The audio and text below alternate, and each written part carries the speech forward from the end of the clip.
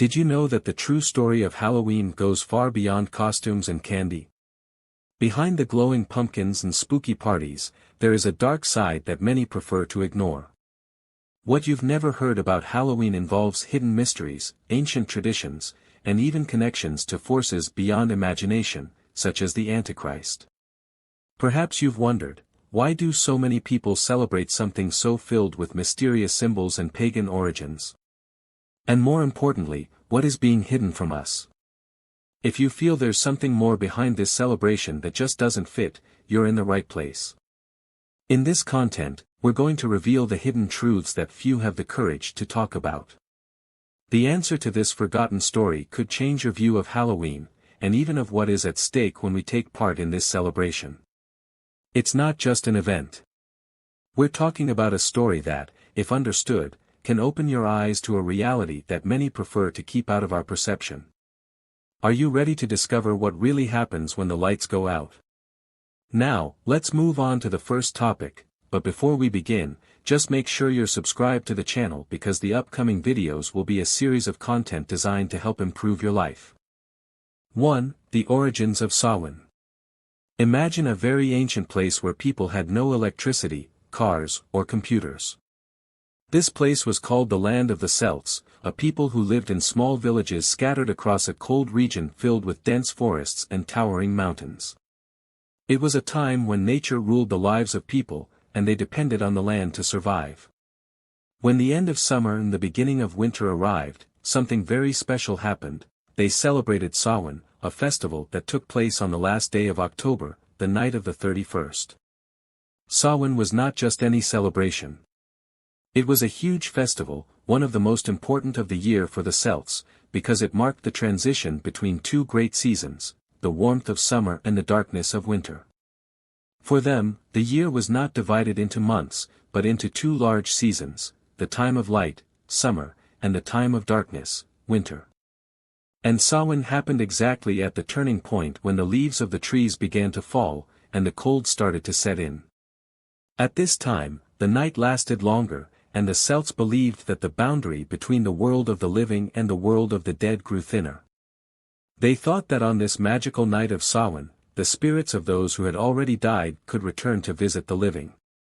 The Celts did not see spirits as something always frightening, but rather as messengers who could bring warnings or wisdom. However, this also meant that spirits could be mischievous or even dangerous. Therefore, people took great care in preparing for this night. To keep away unwelcome spirits, the Celts made huge bonfires. They believed that fire had a magical power capable of protecting everyone from danger. So, around these bonfires, the community would gather, dance, sing, and celebrate life, giving thanks for the harvest and asking for protection for the winter. But that wasn't all. To protect themselves from mischievous spirits, people also wore disguises, as if they were blending in among the supernatural beings.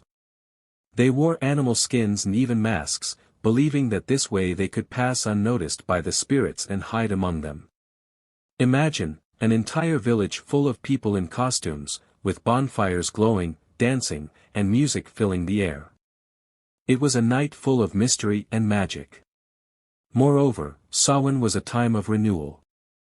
The harvest was coming to an end, and the people knew that winter would be difficult. So, by celebrating Samhain, they would ask the gods to ensure they had enough food to survive the cold, dark months. They also believed that by bidding farewell to summer properly, they could ensure that spring would return with full force.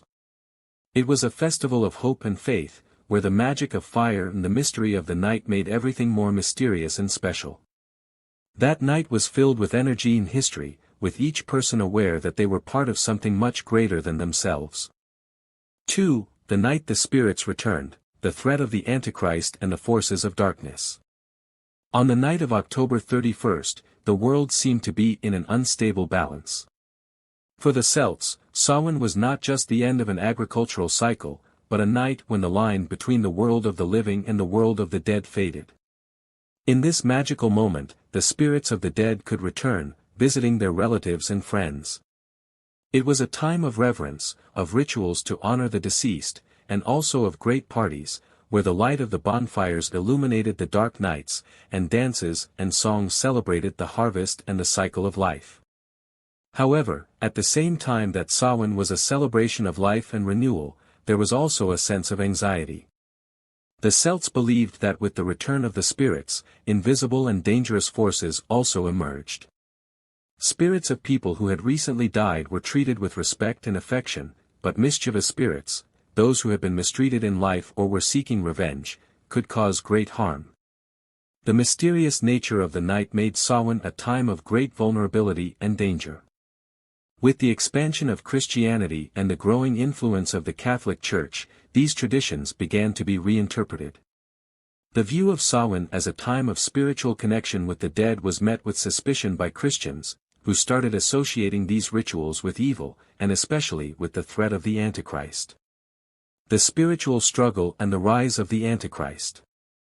For medieval Christians, the figure of the Antichrist was not just a distant and mythical character, he was a real threat to the souls of the faithful. According to the scriptures and Christian tradition, the Antichrist was a prophesied figure who would come to the world in the last days, attempting to deceive people and divert them from the true faith. The Antichrist represented the absolute denial of God, a being destined to corrupt souls and dominate the world with forces of destruction and chaos. In the Christian view of the time, anything related to occultism, the worship of spirits, or contact with the beyond, such as what happened at Samhain, was seen as suspicious and could be a way to open doors to evil. This meant that the Samhain traditions, with their bonfires and rituals to appease the spirits, were in conflict with Christian doctrine, which viewed such practices as a doorway to the devil. In this context, the Antichrist was seen as the supreme force of darkness, someone who could use these moments of spiritual fragility, such as the transition between life and death, to infiltrate the minds and hearts of those practicing such rituals. Samhain as the gateway to the Antichrist. The growing demonization of Samhain and its practices led many to believe that the pagan celebrations were directly related to the beginning of the times of the Antichrist. If people sought to contact the dead or engage with supernatural entities, they would be opening doors for the Antichrist to manifest. According to the Christian view, rituals to worship spirits could be a form of summoning demons, and these demons, in turn, would be instruments in the hands of the Antichrist, preparing the way for his arrival. The Church feared that by celebrating Samhain, people could unknowingly be welcoming evil.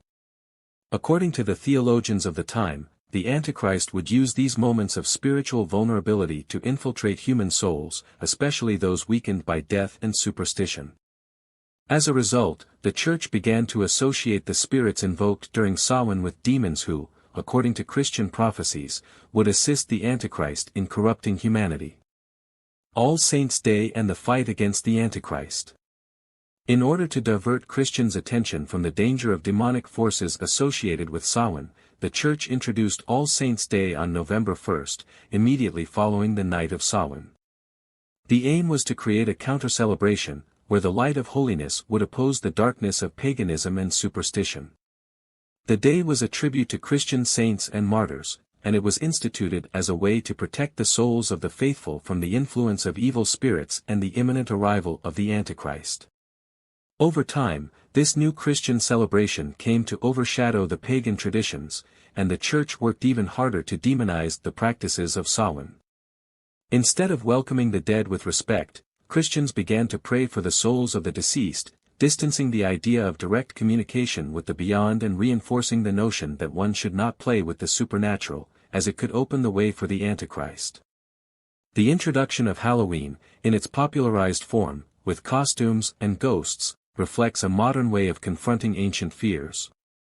Although the holiday today is a more secular event focused on fun, its roots still carry the energies of a time when people believed that on this night, the forces of evil, including the Antichrist, were lurking, ready to manifest in the world of the living.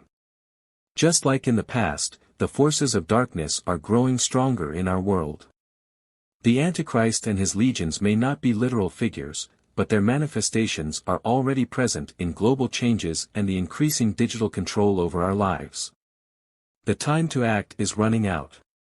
In the e-book, you will find Biblical prophecies and their connections with the advancement of technological control. Practical strategies to preserve your freedom in a digital world. Inspiring stories of people who decided to fight for a better future. Don't wait until it's too late. Access our exclusive ebook now and prepare for the future. Take advantage of a 24-hour discount and be part of the change. 3. Bonfires and offerings to ward off evil, protecting against the shadows. Imagine you are in a small Celtic village on the night of October 31st. The air is cold and damp, winter is approaching, and the dark days are coming. People gather around large bonfires, their eyes glowing from the warmth of the flames, as the flames dance and illuminate the surrounding field. You sense that something is different in the air, an invisible energy. The night is full of mystery and fear because, for the Celts, this is not only a time of celebration, it's a time of renewal, but also great danger. It is said that during this period, the line between the world of the living and the dead becomes very thin, almost imperceptible. The spirits of the dead may return, but not all of them have good intentions. Some, who were mistreated or who died violently, are seeking revenge or trying to scare the living. Others may be lost spirits, restless and wandering the earth. And to make matters worse, there are those who believe that even darker forces, demonic forces, could also be lurking. You and the other villagers know that to ward off evil spirits, more is needed than just words of protection. Something powerful must be done. The bonfires are not only for lighting the night, they have both symbolic and practical power. The Celts believed that fire had the power to purify, to drive away evil, and to protect against treacherous spirits. For this reason, they would light large bonfires, surrounding the village with tall flames that burned as a sign of protection. In addition, the Celts would make offerings to the gods. These offerings could be food, drink, or even precious items as symbols of gratitude and respect to the nature gods. It was believed that these offerings would help appease the good spirits, ensuring a good harvest for the next year and a smooth passage through the winter. All of this was a way to ensure that evil would be warded off, and that the spirit of renewal could prevail. The bonfire, in fact, symbolized more than just light, it was a shield against the darkness surrounding the village, representing the constant battle between good and evil, life and death. Today, we can look at these bonfires and reflect on how, even in modern times, invisible forces continue to challenge us. Whether on the spiritual plane, with our own fears and insecurities, or in an increasingly complex and uncertain world, what we might need are our own bonfires and inner light to help ward off the shadows trying to invade our lives. And just as the Celts made their offerings to the gods for protection, we too must make our own choices, whether by cultivating courage or seeking wisdom to face the difficult times ahead. Renewal is within our reach, but for that, we must be prepared. 4. Disguises to go unnoticed, protecting against the shadows of the Antichrist. It was a cold night, and the biting wind blew through the trees as the flames of the Samhain bonfires illuminated the faces of the villagers, casting dancing shadows on the walls of the huts. Around the fire, masks and disguises were more than just costumes or fancy attire. They were protection, a way to deceive the forces that prowled the village that night. But it wasn't just the spirits of the dead that threatened them, there was something else, something that the village feared in a deep and silent way. The Celts knew that on the night of Samhain, the line between the living and the dead was thinner. But they also knew that, beyond the spirits of the deceased, darker forces could cross this veil, evil spirits and entities seeking to steal souls or bring destruction. The fear was real, evil hid in the shadows, using confusion to infiltrate. This is where the concept of disguise comes in. People, camouflaging themselves with animal skins and masks, believed they could deceive the shadows, pass unnoticed among the spirits, and protect their souls. But more than that, the disguise represented a way of protecting themselves from greater evil forces, forces that could be as subtle as the Antichrist itself. At that time, disguises were not only to protect against ghosts, they were a way of shielding against the threat of a greater evil, an evil that the Celts may not have fully understood, but knew existed. Something or someone, a powerful force capable of manipulating hearts and minds, that would distort faith and turn humans into puppets. This evil, which many referred to as the Antichrist, didn't necessarily manifest in a visible form but manipulated the shadows, confusing, deceiving, and leading people to follow their own selfish and destructive desires. Imagine that as you walk among the crowd of disguises, spirits, and shadows around you, you sense the presence of something more. Something beyond the souls of the deceased. Something silent and persuasive, trying to corrupt the environment, leading people away from their true essence. This is what the Celts feared, the Antichrist or forces that corrupt human intentions, leading them to spiritual destruction. And just as the masks helped deceive the spirits, they were also a shield against the invisible evil, a way of protecting the soul from a greater influence trying to take control. What does this mean for us today? Today, the shadows continue to haunt humanity, but in a different way. The Antichrist may not appear with horns and flaming eyes, but its forces are everywhere in the control of information, in the manipulation of the masses, and even in the growing loss of freedom in the name of comfort and security. Just as the Celts used their disguises to protect their souls, today, we need to learn how to protect ourselves in a more modern, yet equally effective way. In today's world, disguise doesn't just mean hiding, it means protecting our essence in the face of external pressures that try to shape our beliefs and values. We are constantly confronted with ideologies, manipulative narratives, and technologies that try to control our minds and hearts. The Antichrist, in its broadest sense, is not just a figure but the personification of everything that seeks to destroy our freedom, corrupt our spirits, and manipulate the masses. To protect ourselves today is to understand these invisible forces and develop resistance, modern disguises to face the shadows of contemporary society. They can be knowledge, self-control, and solid values, which help us avoid falling into the trap of conformity and the loss of identity. Just as Celtic masks protected villagers from evil spirits, we too must wear our own symbolic masks to hide our true intentions from what seeks to corrupt us, whether it's society, the growing technological control, or even ideologies that try to reduce us to numbers and patterns. 5. Divination, gazing into the future and the manipulation of prophecies. In the ancient Celtic celebration of Samhain, the night of October 31st was seen as a time of transition between two worlds, the world of the living and that of the dead. For the Celts, it was a time of mystery when the veil between the two worlds grew thinner. As a result, it was believed that the spirits of the dead could more easily communicate with the living.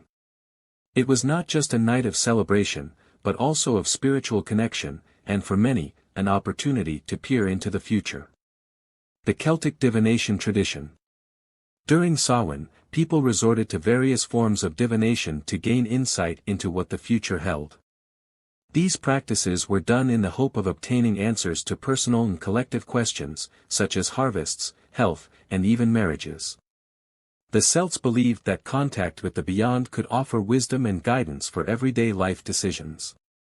One of the most common forms of divination involved the use of bonfires. The Celtic priests, known as Druids, would observe the flames and the shapes of the embers to read divine signs. It was believed that the way the flames danced and the patterns of the ashes could indicate the future of those who approached the fire. Animal bones were also used, thrown to the ground and interpreted based on their position. This type of divination sought to reveal supernatural messages, trying to predict important events or warn of future dangers. Additionally, some women performed divination rituals with apples, as the fruit was associated with the goddess Pomona, who represented fertility and prosperity. They believed that by cutting the apple into slices and observing them, they could see signs of the future, such as who their future partner would be or the fate of their harvests. The future in the modern world, information control and technological divination. While the Celts used spiritual methods to look into the future, today the idea of peering into the future has evolved into something much more technological and quantifiable. Instead of throwing bones or observing flames, many people and corporations now rely on advanced technologies and artificial intelligence to predict human behavior, the economy, and even political movements. Modern divination no longer seeks spiritual answers but tries to control both individual and collective destinies through data and algorithms. Big data and predictive analytics are examples of how the future is read today. Companies and governments collect vast amounts of data about our lives and behaviors, from our social media interests to shopping habits and online interactions. With this information, they can predict behavior patterns and even influence our decisions. This is a type of modern divination, but rather than offering wisdom or spiritual protection, it is used for manipulation and control. An example of this is the use of social media and targeted advertising. We know that the algorithms behind these platforms know a great deal about us, what we buy, what we like, who we interact with, and even our emotions at a given moment. The manipulation of information has become a powerful tool for shaping public opinion and influencing decisions. This is especially dangerous when we see technological prophecies. 6. The encounter with Roman traditions. Death becomes a universal ritual. Imagine a scene: we are in ancient Rome, at the height of the empire, where the feasts are grand and the gods are ever present. Meanwhile, in the distant land of the Celts, the Samhain festival is in full swing. But something is about to happen that will change the way both cultures experience death, the supernatural, and the transition between worlds. Around the 1st century BC, the Roman Empire began to expand rapidly, and as a result, cultures began to meet, influence, and even merge. Samhain, a Celtic tradition, would soon intersect with Roman festivals like Feralia, which honored the dead, and the festival of Pomona, the goddess of fruit and trees. In a world already defined by religiosity, the encounter between these cultures would create something more complex, yet more unified. Feralia was a Roman celebration held at the end of October, very close to Samhain, in honor of the dead. The festival aimed to appease the souls and show respect for the spirits of the deceased. It was a time of collective mourning, but also of celebration, where offerings were made to ensure that the dead would find peace. This Roman practice, while focused on honoring the deceased, would blend with the Celtic idea that on this night, the dead could return to the world of the living. As the cultures mixed, the bonfires and offerings of Samhain began to incorporate Roman elements. Pomona, the goddess of fruit-bearing trees, was included in the festival, as the Romans viewed the end of the harvest as a time to give thanks to the goddess for the abundance. The Pomona festival, honoring fruits and nature, brought the idea that harvest and death were interconnected. The death of one cycle, the harvest, represented the renewal of another. As a result, many began to offer not just to the dead, but also to the forces of nature that controlled fate and the earth's crops. But the biggest change came when Samhain itself began to be influenced by the Roman spirit of universality. The idea that death and the beyond did not belong to one single culture, but were forces that transcended borders and united all people, began to spread. The concept of death as a ritual became more universal, and the festival began to celebrate not only the dead but also the unity among different peoples, despite their cultural differences. And the influence continues. As the Roman Empire expanded, other traditions began to be incorporated. Christianity, which would eventually replace the old Roman gods, also adapted the celebration. But before that, Samhain had already begun to transform. The festivals started to become more organized, more focused on collective reflection on life and death, uniting both Romans and Celts in a universal rite of passage. Today, we can see remnants of this fusion in modern Halloween, the idea of respecting and recognizing the dead, but also celebrating life and the natural cycle of the seasons. The ancient Celtic festival evolved over the centuries into an event of recognition, celebration, and, in some ways, a universal connection between cultures and rituals. Did you enjoy learning how the Samhain traditions mixed with Roman cultures? If so, don't forget to give the video a like. It helps YouTube understand that you're interested in this type of content, and it will recommend it to more people who enjoy historical, spiritual, and mystical themes like this. The more interactions we get, the more cool content we can bring to you. If you want to discover more fascinating stories and learn how Halloween and other ancient traditions connect with the present, liking the video is a great way to support us. Let's explore more about these mysteries together. Now, let's move on to the next topic. 7. The influence of the Catholic Church, transforming Samhain into a Christian ritual. It was the year 609 AD, and the world was rebuilding after the fall of the Roman Empire.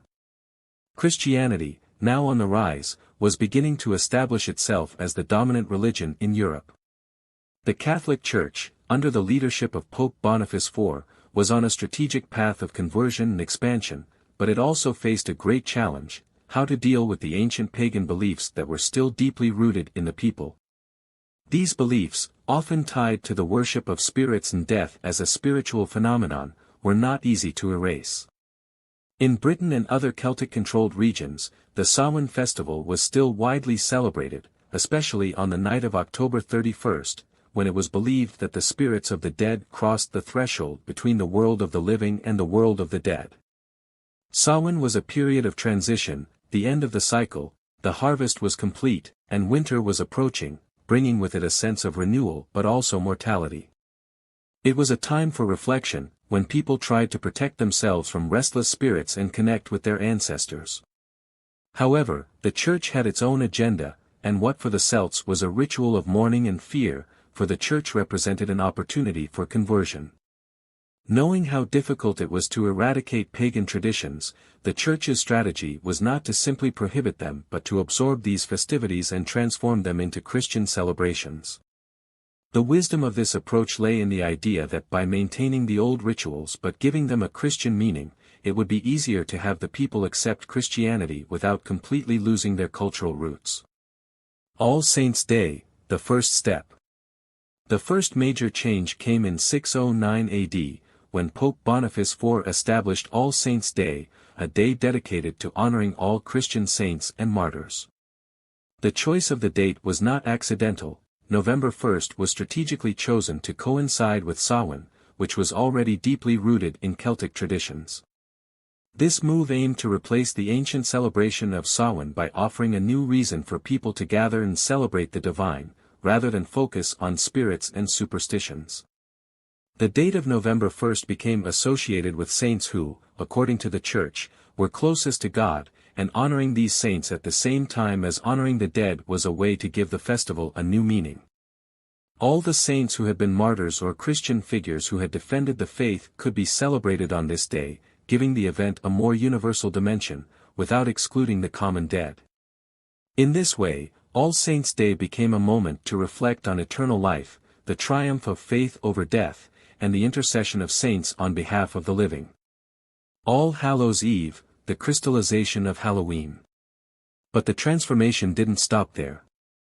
The Church not only created All Saints' Day but also established All Hallows' Eve, which began to be celebrated on the night of October 31st, exactly on the same day Samhain was celebrated.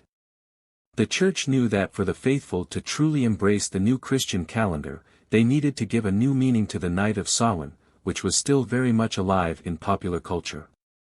Now, the night that had once been dedicated to celebrating the dead with mystical rituals and superstitions, became a night of prayer and reflection. Instead of simply fearing spirits or celebrating ancestors, the Church offered the faithful a way to spiritually prepare for All Saints' Day.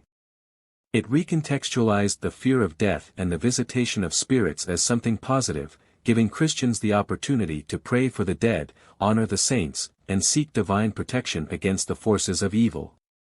Additionally, over time, popular Samhain practices, like the idea of disguising oneself to ward off evil spirits, began to be reinterpreted.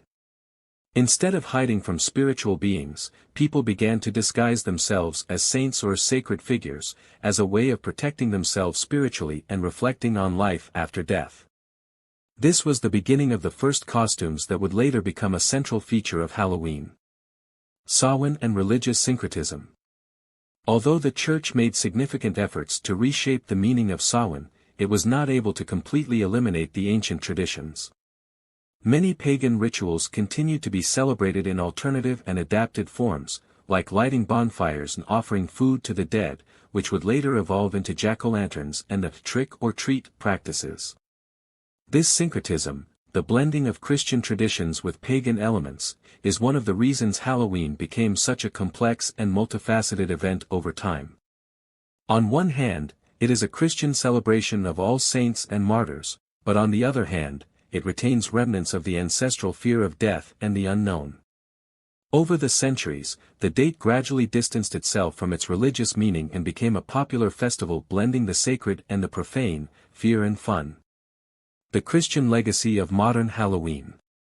Although the Church tried to make Halloween a celebration more focused on the Christian faith, the festival evolved over the centuries into what we know today, a blend of ancient traditions, superstitions, and popular festivities. The Church, in its attempt to control the spirit of the night, did not erase the sinister fascination with death and the supernatural, but transformed it into an event where death is honored in a playful way, with costumes and games. Thus, Halloween remains today a celebration that keeps alive both the spiritual and religious roots and the cultural and superstitious elements of ancient civilizations. The legacy of the Church lies in transforming the festival, making it more accessible to Christian faith, while still allowing the mystery of the night and death to continue being explored in a collective and enjoyable way. 8. All Souls' Day and Christianity, how the Church consolidated the tradition of honoring the dead.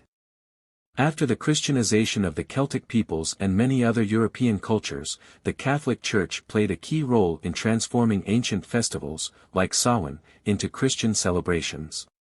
One of these significant transformations was the creation of All Souls' Day, which, on November 2nd, became a religious date dedicated to praying for the souls of the dead, especially those in purgatory, a central concept in medieval Catholic theology.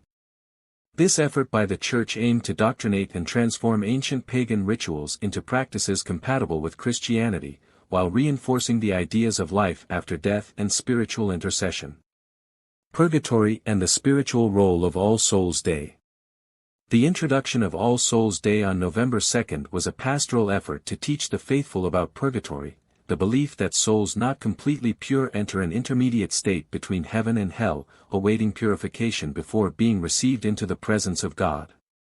For many, purgatory was a place of suffering and penitence, but at the same time, it was a place where the prayers of the living could help the souls purify more quickly. In medieval times, the belief in the intercession of the living for the souls in purgatory became a central theme in devotional practices. Catholic Christians believed that prayer, especially the suffrage Mass, a Mass dedicated to the dead, could relieve the suffering of souls and accelerate their journey to heaven. This made All Souls' Day one of the most important dates on the liturgical calendar. Entire families would go to churches or cemeteries, celebrating Mass and offering prayers for their deceased loved ones. The connection with popular traditions of death and mourning. Despite the spiritual nature of All Souls' Day, popular tradition continued to strongly influence the celebrations related to death, and this tension between religious practice and popular superstition was one of the most fascinating elements of the transition. Many practices associated with Samhain and other pagan festivals continued to exist indirectly, even within the Christian context. For example, in medieval England, the custom of lighting candles on graves or in homes, and offering food and flowers in tribute to the dead, was very common. These practices reflected the belief that the souls of the dead could return to the earth at certain times of the year, an idea that had been around since the time of the Celts and their Samhain celebrations. Although the Church tried to spiritualize these practices, the popular imagination did not completely detach from the fear of the supernatural and death as something mysterious and unknown. Thus, many customs from Samhain, such as the use of bonfires and masks, were gradually integrated into Halloween, but with a shift in focus, from rituals of protection against evil spirits to parties celebrating the mystery and the inevitability of death. The legacy of death and the rise of popular practices. For example, the souling tradition, where people, especially children, would go door to door asking for food in exchange for prayers for the dead, is considered a direct precursor to the famous trick-or-treating tradition. In the Middle Ages, this souling practice was already intertwined with the All Souls' Day celebrations, and children, in particular, believed that by asking for food or money, they were helping to ensure that the dead were at peace. Over time, this tradition became more secularized, taking on lighter, and eventually more consumer-oriented, forms like modern trick-or-treating. However, the tradition of praying for the dead remained, albeit in a more playful form, as part of Halloween. The Catholic Church, for its part, continued to focus on prayer for the dead and the Mass on All Souls' Day, while popular traditions embraced the mystery and fear of death in a more symbolic way. The Antichrist and Halloween Night, the myth of evil and the obsession with superstitions. This is where the figure of the Antichrist comes into play more deeply in the popular discussions surrounding death and Halloween.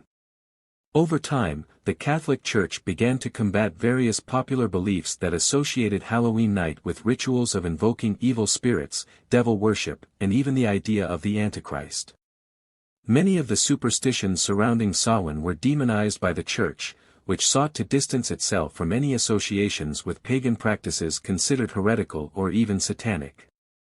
At certain points in history, Halloween was considered a time of great spiritual risk, where demonic forces were believed to be more intense, and people believed that it was possible to summon the Antichrist or other malevolent beings. These beliefs grew stronger during the medieval and early modern periods, when the Catholic Church accused certain festivals of being related to pagan cults and satanic practices. However, with the evolution of modernity, Halloween began to be understood largely as a simple form of fun, though elements of fear and superstition still lingered in many popular traditions, associated with the idea that on this night, the barriers between the worlds of the living and the dead become thin, allowing evil and the supernatural to draw near more easily. The impact of All Souls' Day on modern Halloween. With the transition from Samhain to Halloween, and with the Christianization of many pagan practices, All Souls' Day, while initially focused on prayer for the dead, also began to be seen in terms of reflection and contemplation about death and eternal destiny. The evolution of All Souls' Day celebrations into modern Halloween created a blend of religious respect, popular superstition, and secular celebration, where the figure of the Antichrist dissolved more into myth than in practice, but still maintained a strong symbolic presence.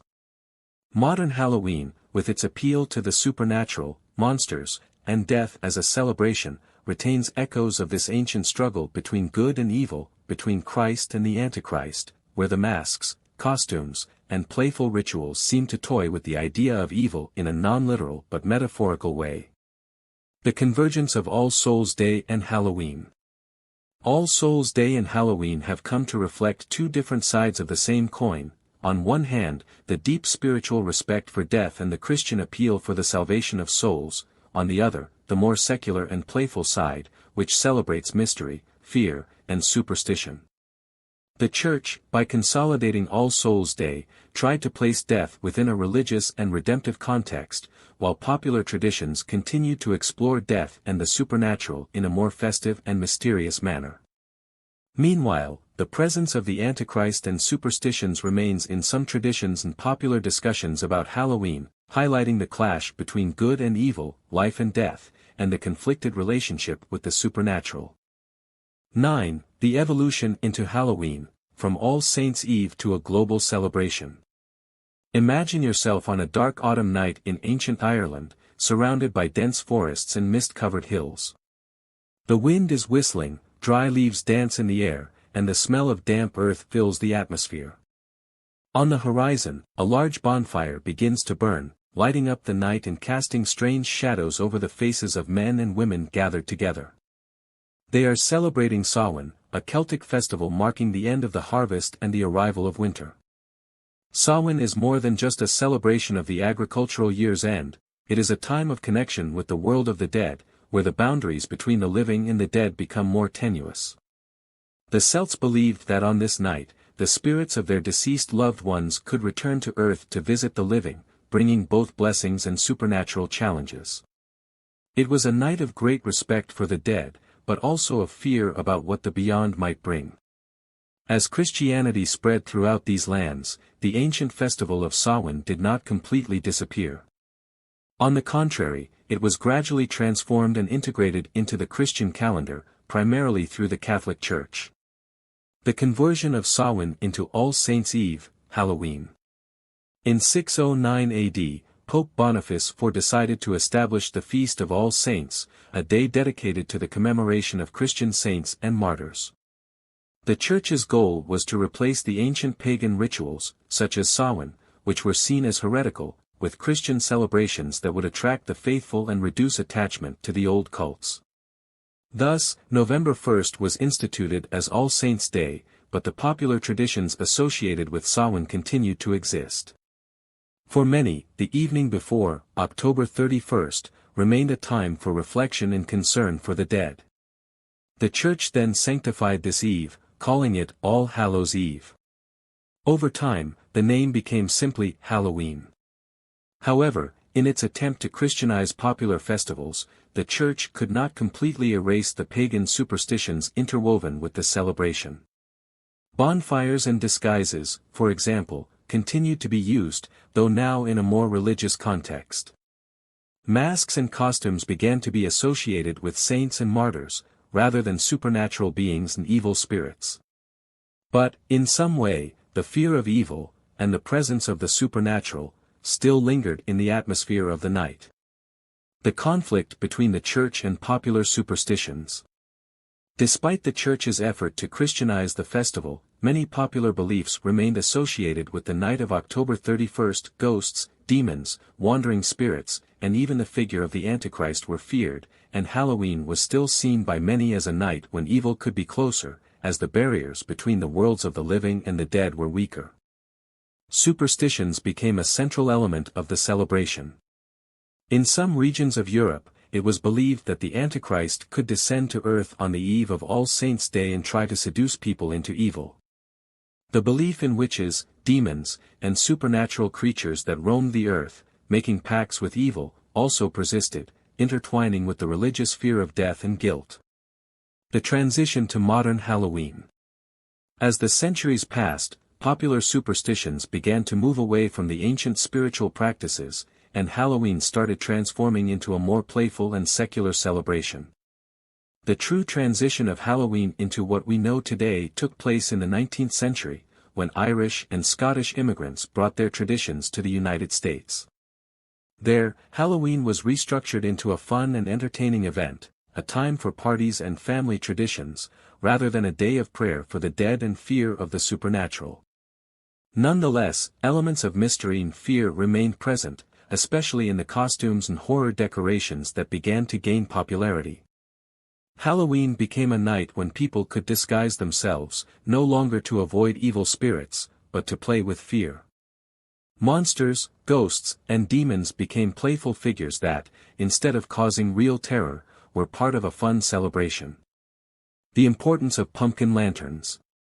One of the most iconic traditions of modern Halloween is the pumpkin lantern, which originated in Ireland.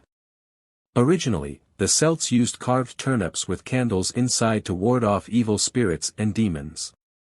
When Irish immigrants arrived in the United States, they started using pumpkins instead of turnips because they were larger and easier to carve. The lantern, known as the jack-o'-lantern, became a symbol of the battle between good and evil, but in a more fun and less threatening way than the old superstitions about the Antichrist. Halloween in the 21st century, a global and commercial celebration. Today, Halloween is one of the most commercially celebrated holidays in the world. Countries on every continent participate in some way, although each region adapts the traditions according to its own culture. In the United States, Halloween has become synonymous with costume sales, home decorations, and, of course, candy consumption. What started as a celebration with deeply spiritual and superstitious roots has transformed into a consumption and leisure party. Children, in particular, no longer worry about spirits and the Antichrist, but instead focus on the fun and excitement of dressing up as heroes, villains, or fantastical creatures. However, the original spirit of Halloween is still present, and the shadows and mystery surrounding the night of October 31st continue to be a central theme, whether in horror movies, themed parties, or in the very symbolism of masks and disguises. Halloween is, at the same time, a celebration of light and shadow, an opportunity to play with fear and the supernatural, while celebrating the mystery of life and death. Conclusion: the legacy of Samhain in modern Halloween. Halloween is the result of a long process of cultural, religious, and social evolution. It began as a Celtic festival of renewal and respect for the dead, then was transformed by the Catholic Church into a day of prayer and reflection on the afterlife, before becoming the secular celebration of fun and mystery that we know today. Throughout this evolution, the theme of death and the supernatural, and the fear of evil, whether personified in the Antichrist or other malevolent forces, continued to be a central part of the celebration. Modern Halloween still carries echoes of these ancient fears and reflections on life after death. While the holiday has moved away from its spiritual origins, it remains a night that blends light and darkness, the playful and the eerie, in a way that keeps the mystery of life and death alive. Well, we've reached the end of the video, but before you go, I've placed a related video up here that I'm sure will help you even more with any challenges you're facing. Thanks for watching all the way through. Don't forget to subscribe to the channel to keep receiving new content, and I'll see you in the next video.